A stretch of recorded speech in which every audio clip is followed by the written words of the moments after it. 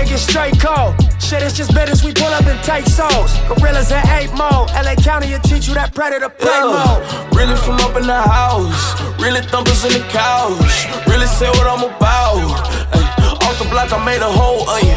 Heavy hustle, got the name buzzing in the kitchen, whipping, trying to gain something. Fucking threw it to my lame cousin.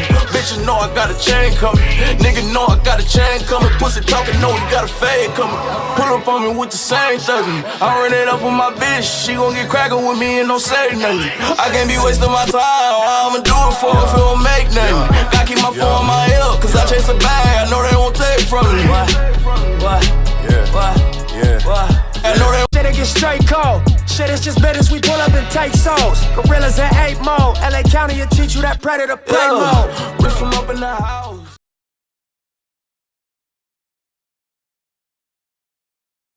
Alright guys, Fulo coming to you with another video. Shout outs to the whole LDVC. If you like this video, please feel free to like the video. And if you like the other content on this video, feel free to subscribe to the page as well. And stay with what we have going on the page.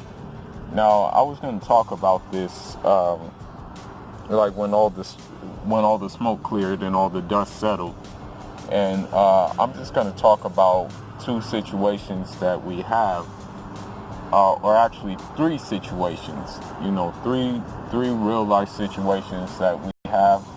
And I guess you can say parts of it was inside the sport of boxing, a part of it was outside the sport of boxing. Now, what happened basically is that, let's start with Claressa Shields. What happened is that with Claressa Shields, her brother, you know, got charged with I guess with catching the other coach off guard of her opponent, and he got charged, you know. Now, I don't know what was said in regards to that. You know, I really don't know, like, what words were exchanged, or if there were any threats exchanged or anything like that led up to the point where they, you know, blows were exchanged and he ended up in the condition he's in, you know. Now, I'm not even quite sure what his current condition is right now. I haven't really had any insight on what's going on, you know. I don't think there's been any updates or anything, not that I know of, at least, you know. So basically what happened is, you know, he you know, the trainer had, like, basically, I think, like, bleeding at the brain, and so that caused the cancellation of Claressa Shields' fight. You know, the show still must go on, and they have the card. You know, the card still continues, and they have my guy Jerron Ennis on there. You know, shout outs to him. It's only a matter of time before dude needs to get like that career-defining fight. You know, so we can really gauge where he's at. Now, another thing is about that whole situation is that, you know, I don't know what was said, as I said before, and I don't know if there were any threats on either side of the party, on Claressa Shields' side of the party or on her opponent's side of the party. You know, I don't know. You know, but what I will say, and I'm not trying to throw her under the bus at all. Don't think this is what I'm trying to do. What I will say is that Claressa Shields, however, kind of has to, like, take heed to, like, who she brings around in her, like, immediate circle, you know. And what I mean by that is she has to know, like, ahead of time what those people are capable of and what they will possibly do. You know what I mean? Like, that's what she has to know. She can't be like, she can't just, like, take it easy and think like, okay, my entourage is just my entourage, and they're not gonna act up. You know, she has to check them ahead of time, and, I don't think that was done. And so that's what led to these problems. Now, another thing too is about this whole situation is this could have like effects, because it can affect her getting big fights. You know what I mean? Let's say her brother is charged with something. This can really affect her, like, her career. Because now it's going to be painted that although she wasn't at fault, although her brother is the one who did the action, people are going to say, well, that's your brother, so you should have had control over him. You should have been in line with what he and what he's trying and what he was doing. They're going to blame her for that. The blame is going to definitely come back on her for his actions. Now, I know it's not fair, but she kind of got to realize where she at. Although we're in the sport, don't get it twisted. We're in the sports world and stuff like that. We have to understand who runs the media, and what kind of narrative they're going to paint in the media, regardless of if you are, not at fault for that, and regardless if you have already had like a squeaky clean, like a squeaky clean career path thus far. It only takes one time for these media vultures to like vilify you, and I think that may happen with Claressa Shields, unfortunately, due to someone else's actions. It's unfortunate, but this is how it goes, like most of the time. So hopefully, her brother gets off. Hopefully her brother doesn't get charged or convicted of anything. And if he does, may work out for her, and may it work out in such a way where they just don't vilify her, Now, I want to talk about something else as well. Errol Spence came out of the hospital. The one thing he said outside of the hospital is that, he's a freaking savage, because he had no bones broken. You know what I mean? So, that same energy is still there. That same, charisma is still there. And I guess he has that charisma due to the fact that, he's just getting off of a very, very hard-fought win against, as you know it, Showtime Sean Porter. Now, he's blessed to be alive. We all know that, right? But there's something that's all that we must understand. I hope, and this is just me, I hope sincerely that Earl doesn't let the success and his more recent successes get to his head, because that's the quickest way to fall. You know what I mean? But I think, honestly, I truly, sincerely believe that Errol Spence is going to come back more motivated than ever, because, even before this accident, he was kind of back in the lab, back in staying in shape.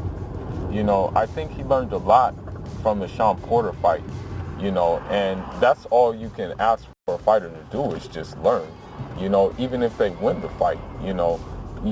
Some fighters are just comfortable just winning and then leaving it at that and saying, oh, I got the W, but there's other fighters who say, I got the W, but what can I do better? What could I have done better in that fight? There's fighters like that, and I think Errol Spence falls into that second category. Now, on the flip side of that, the issue is this. honestly, and this is going to sound pretty cutthroat, honestly, I don't think the media would have cared if he survived or not, because the reason why is the media will vilify you. As I said before, the media will throw you under the bus, you know, and I say this because when you look at different stories, right? Like, for example, this is far-fetched, but let's just look at the example. When you look at the story of Bartham John, the guy who was killed by Amber Guyver, instead of, like, there was a point in time in the media that instead of focusing on him being shot in cold blood, they were more focused on him, like, maybe smoking marijuana, or like they mentioned that as if that was important, as if that basically like had something to do with him getting murdered in cold blood, you know. And that's the thing, that although what they're saying now has to do with the accident in which Errol Spence has, about the DWI, I mean, they could not really wait to put that out. It seems like they were itching to put that out more than anything else. And it's like, okay, we understand, we get it, you know. And if, you know, I mean, the charge is done, okay? I'm not going to say and jump to conclusions and say that, oh yeah, he was driving under the influence. I'm not going to say that. I'm going to say that, okay, let's wait and see what happens. Let's see if he was caught under the influence. And if he was under the influence, then what I say about that to Earl is that, yeah, you know, just slow down, my boy. Like, just slow down. You know, if you're partying, having fun, you know, let one of your homies drive you home who's sober. You know what I mean? Like, do that. You know, don't risk it. You know, because you got a lot at stake. You're the you know, unified champion. You got people knocking on your door trying to get these fights with you. And, you know, it's just a matter of, like, preservation. Because the thing is, with Earl, the bags are going to get bigger. You know, the bags are going to be even more heavier. You know, so my advice to him is just, like, you know, slow down, man. Like, just slow down, chill out. You know, get a, as I said before, get a sober driver. So that way you don't have to worry about, you don't got to worry about, how should I put it, like, you know, driving under the influence, you know. So that's what my advice to him, to Earl. Now,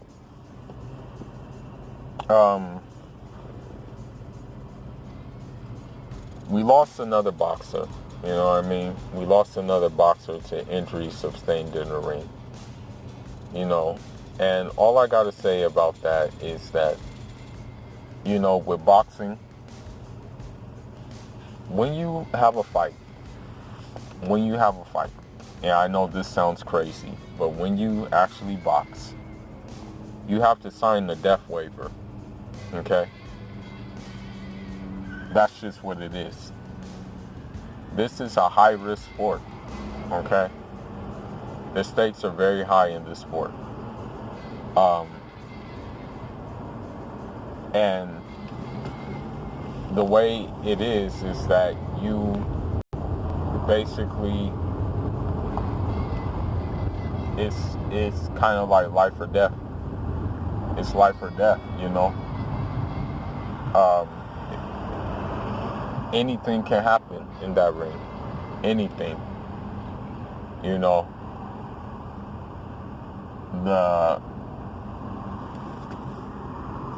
I mean, I feel bad for him, you know, for Patrick Day, you know.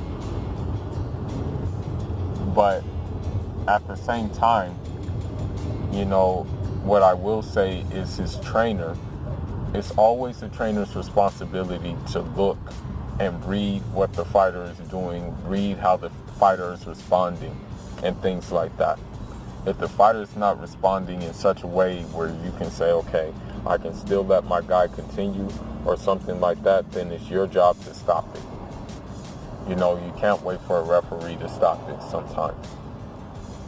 And if you know your guy is not doing what they should, or if you know your guy is just not in it, then it's your job to stop the fight, you know. That's what has to happen, you know. And, you know, another thing too, and this goes out to so-called boxing fans, you know, this goes out to this goes out to boxing fans who more or less have an MMA leaning instead. Like they lean towards MMA, but they watch boxing anyway in hopes of highlight knockouts and highlight bloodbaths and stuff like that. Okay? You may call boxers boring who actually know how to box, who actually know how to like counterpunch, move, and use different aspects of the ring for their advantage. But at the end of the day, those people are putting their lives on the line. I should say we are putting our lives on the line to basically pay bills, take care of family, and also because there's a genuine, sincere love for the sport. So if you're not pleased by how certain fighters fight, then you can just get lost and watch MMA or something like that. But when I don't like that, when boxers or coaches try to play up to the audience, like Abel Sanchez said, you know, I think we have a lot of problem with our black fighters selling. They fight in a style that is not appealing to the fans and this, that, and the other. And, you know, he also said that, you know, I had a fighter, Terry Norris, you know, who was like just a boxer. That turned him into a puncher. But you also gave him CTE in that process, too. You also infected him with your training tactics, gave him CTE. You know, and so that's another thing that we have to understand is that you're not the one, the fans aren't the one risking their lives out there. Okay? So if a boxer fights in a certain style that you're not really happy, or if a boxer is not the type to take a hit, to give a hit, then, you know, you might as well just find another sport. Because, you know, people lose their lives, as seen. It's no joke. And this is the third, I think, boxing-related loss we've had this year.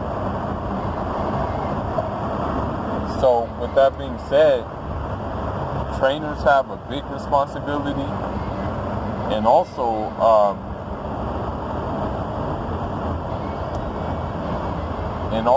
what I will say too is that in boxing gyms they have a responsibility of teaching defense, you know, and teaching a solid defense, not just like a mediocre defense, but a solid one, you know, a very, very solid defense.